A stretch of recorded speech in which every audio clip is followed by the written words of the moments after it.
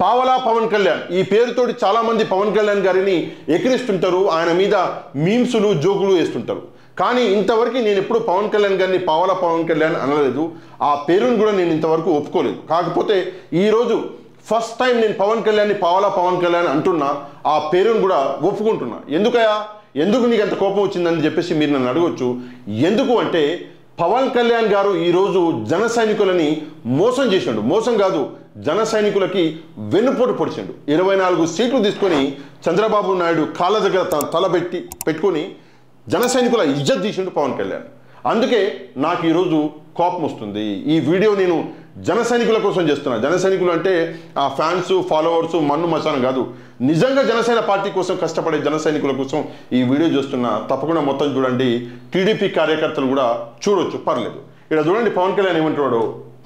ఎక్కువ స్థానాలు తీసేసుకొని ఎక్స్పెరిమెంట్ చేసే కంటే కూడా తక్కువ స్థానాలు తీసుకొని రాష్ట్ర ప్రజలకు ఉపయోగపడేలాగా, ఎక్కువ స్థానాలు తీసుకొని ఎక్స్పెరిమెంట్ చేయడం కంటే తక్కువ స్థానాలు తీసుకొని రాష్ట్ర ప్రజలకి ఉపయోగపడేలాగా మనం ఉందామని చెప్పేసి 24 సీట్లు నేను తీసుకున్నా అని చెప్పేసి ఈరోజు చంద్రబాబు కాళ్ళు మొక్కిడు పవన్ కళ్యాణ్. కాకపోతే ఈ వీడియో నేను చాలా రోజుల నుంచి చేద్దామే అని అనుకుంటున్నా. ఈ రోజు కోసం వెయిట్ చేసిన, నిజంగా చెప్తున్నా, ఈ రోజు కోసం చాలా రోజుల నుంచి వెయిట్ చేసిన. ఈరోజు అసలు పొత్తు అంటే ఏందో బయటపడాలి. మొత్తం ఉన్న సీట్లలో చంద్రబాబు నాయుడు పవన్ కళ్యాణ్కి ఎన్ని ఇస్తాడు అన్నది బయటికి రావాలి అని చెప్పేసి నేను అనుకున్నట్టే, నేనైనా ఎక్కువ అనుకున్నా, 35-40 సీట్లన్నా తీసుకుంటాడేమో అనుకున్నా. కానీ నిజంగా చెప్తున్నా, సిగ్గు లేకుండా 24 సీట్లకు ఒప్పుకున్నాడు. అది చూసినప్పటి నుంచి విన్నప్పటి నుంచి నాకైతే ఒళ్ళు కాలిపోతుంది. పవన్ కళ్యాణ్ అని చెప్పేసి ఒక నాయకుడు వచ్చిండు. చంద్రబాబు నాయుడు వైసీపీ, మన జగన్మోహన్ రెడ్డి ఆంధ్రాలో 2 పార్టీలు ఉన్నాయి, 3వ పార్టీ వచ్చింది జనసేన పార్టీ. ఇప్పుడు త్రిముఖ పోటీ ఉంటుంది, డెమోక్రసీకి చాలా మంచిది, గట్టి పోటీ ఇస్తాడు, పోరాడతాడు అని చెప్పేసి నేను కూడా చాలా అనుకుంటే ఈరోజు పోయి జన సైనికులందరినీ చంద్రబాబుకు అమ్మేసిండు పవన్ కళ్యాణ్. జన సైనికుల ఇజ్జత్ తీసేసిండు పవన్ కళ్యాణ్. అది పరిస్థితి. మళ్ళీ ఏమంటాడు, మన ఓట్లన్నీ టీడీపీకి పోవాలి, టీడీపీ ఓట్లన్నీ మనకు వచ్చేటట్టు కూడా మనం చూసుకోవాలి అంటాడు. అరే ఇంకా అంటే నీకు టీడీపీ మీదనే నమ్మకం లేదా? చంద్రబాబు నాయుడు పాలిటిక్స్ అన్నది నువ్వు బచ్చగాడివి. ఇంకా చంద్రబాబు నాయుడు పాలిటిక్స్ అర్థం కానికి. ఎందుకు అంటే ఈడ కమ్మ కాపు పాలిటిక్స్ ఆడుతున్నాడు. తను కమ్మ కాబట్టి కాపుల ఓట్లు నాకు కావాలి అని చెప్పేసి భావించి పక్కన తీసుకొచ్చి పవన్ కళ్యాణ్ పెట్టుకున్నాడు. అదే పవన్ కళ్యాణ్ గారిని నేను ఒకటే ప్రశ్న అడుగుతున్నా, ఏమని? మీకు నిజంగా హిస్టరీ తెలిస్తే రంగా గారిని చంపింది ఎవరు చెప్పండి. కాపులలో రంగా గారిని దేవుడిలా మన కొలుస్తారు. అట్లాంటిది రంగా గారిని చంపింది ఎవరు? నువ్వు పోయి ఇవాళ అదే పార్టీతోటి సంసారం చేస్తున్నావు. అయినా కూడా నిన్ను కాపులు క్షమించేసారు, ఇది వాళ్ళ పెద్ద మనసు. కానీ ఇట్లా పోయి చంద్రబాబు నాయుడు సంకల్ నాకి 24 సీట్లు తీసుకొచ్చుకొని మళ్ళీ ఈడ ఇంకో మాట అంటాడు, ఏమని? పోయినసారి మనకి 10 సీట్లను వచ్చుంటే ఈసారి మనం గట్టిగా మాట్లాడి ఇంకా సీట్లు తెచ్చుకునే వాళ్ళం అని చెప్పేసి ఓటర్ల మీదనే అలిగేషన్లు ఇస్తున్నాడు. నీ దగ్గర దమ్ము లేక నీ సినిమా డైలాగులు ఇవాళ ఒక డైలాగ్ కొడతావు, రేపు పొద్దున ఇంకో డైలాగ్ కొడతావు. చూస్తే ఓరి అమ్మ నిన్ననే కదా ఇంకో మాట్లాడాడు, ఇవాళేంది ఇట్లా అంటున్నాడు అంటాడు. డబ్బులు అస్సలు రాజకీయాలలో వాడొద్దు, డబ్బులకి రాజకీయాలకి సంబంధమే లేదని చెప్పినా నువ్వు ఈరోజు రాజకీయాలలో డబ్బులు ఉండాలి, డబ్బులు ఉంటేనే గెలుస్తాం అని చెప్పేసి సిగ్గు విడిచి నువ్వు మాట్లాడుతున్నావు. రాజకీయాలలో కావాల్సింది ఈ నాలిక, విశ్వసనీయత అంటారు దాన్ని. ఒకటి. రెండో విషయము, నువ్వు టీడీపీ బీజేపీ కలవాల్సిన పని ఎందుకు చెప్పి నాకు అర్థం కాదు. ఒక్కడిని ఓడించనీకా? అంటే ఆ ఒక్కడు అంత స్ట్రాంగ్ అని అనుకుంటున్నావు నువ్వు? 100 సార్లు నువ్వు నీ మాటల్లోనే చెప్పినావు, జగన్మోహన్ రెడ్డిని ఓడించడం కష్టం, జగన్మోహన్ రెడ్డి అది, జగన్మోహన్ రెడ్డి ఇది. అసలు నీకు అపోజిషన్ ఎక్కర్లేదు, నీ ఇజ్జత్ తీసుకోనికి నువ్వు ఒక్కడివే చాలు. ఈ మీటింగ్లో పక్కన వీళ్ళు అన్నున్నాడు నాగబాబు గారు. నిజంగా పవన్ కళ్యాణ్ తోటి పోల్చుకుంటే నాగబాబు మొగడా? ఎందుకంటే క్లియర్గా నాగబాబు ఫేస్లో కనిపిస్తుంది. ఈ 24 సీట్ల వల్ల నాగబాబు హ్యాపీగా లేడు. నాగబాబుకు తెలుసు కనీసం 60 నుంచి 70 సీట్లు మాకు ఇస్తే బాగుండు అన్నట్లు నాగబాబుకు ఉంది. అది కూడా నీకు లేకుండా ఎంత సిగ్గు లేకుండా కూర్చొని చంద్రబాబు పక్కన మంచిగా మంతనాలు వేస్తున్నాడు. నీకు చెప్తున్నా చంద్రబాబు నాయుడు గురించి నీకు తెలియదు, నువ్వు ఇంకా బచ్చగాడివి.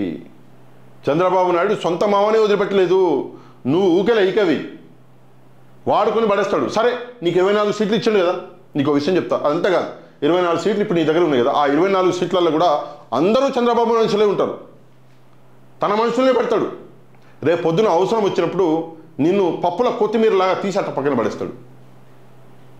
అర్థమైందా? అది చంద్రబాబు నాయుడు కెపాసిటీ. ఒక్కసారి హిస్టరీ చూడు. నేను ఇన్ని వందల పుస్తకాలు చదివినా, నేను అన్ని వందల పుస్తకాలు చదివినా అని చెప్పేసి ఊకే సొల్లు కబుర్లు చెప్పడం కాదు. ఫస్ట్ హిస్టరీ చూడు. రాజకీయాలంటే సినిమాలు కాదు, రాజకీయాలంటే తల పండి ఉండాలి. ఆ తల పండి పండి పండి మొత్తం అదైపోయింది చంద్రబాబు నాయుడు. నీలాంటి వాళ్ళని ఎంతోమందిని ఇట్టిట్ట ఊపిండు. ఎన్టీ రామారావు గారంత అంతటి మహానుభావుడు, అంతటి వ్యక్తి చంద్రబాబు నాయుడు పాలిటిక్స్ చూడలేక పాపం ఆయన చచ్చిపోయాడు కుమిలి కుమిలి. నువ్వెంత అదంతా వదిలిపెట్టు. మీ అన్న చిరంజీవి గారు అంటే నాకు చాలా ఇష్టం, ఆయన గారనే పిలుస్తా. చిరంజీవి గారు ఆయన ప్రజారాజ్యం పార్టీ పెట్టినాక పాలిటిక్స్ అంటే ఏందో ఆయనకు బాగా అర్థమైంది. ఆయనకి చిరంజీవి గారికి 2 విషయాలు అర్థమైంది.